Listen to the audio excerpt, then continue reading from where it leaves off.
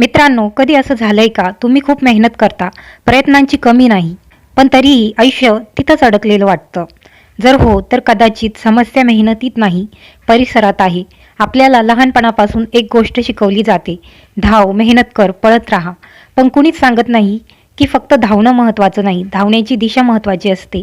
कारण चुकीच्या दिशेने धावणारा माणूस शेवटी थकतो पण पोहोचत नाही. एक साधं उदाहरण बघा. बस स्टॉपवर उभे असलेले सगळे लोक एकाच जागी उभे असतात, पण प्रत्येकाची बस वेगळी असते.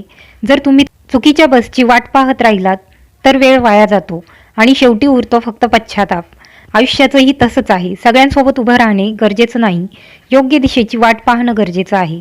आता दुसरं उदाहरण ऐका. मोबाईल किती महाग असो, फीचर्स किती भारी असोत, पण चार्जर चुकीचा असेल तर तो मोबाईल चार्जच होणार नाही.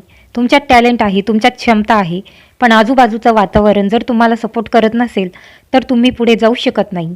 लक्षात ठेवा, समस्या तुमच्यात नाही, समस्या कनेक्शनमध्ये आहे. आता शेवटचं उदाहरण. एकच बियाणं जर खडकात टाकलं तर ते वाळून जाईल.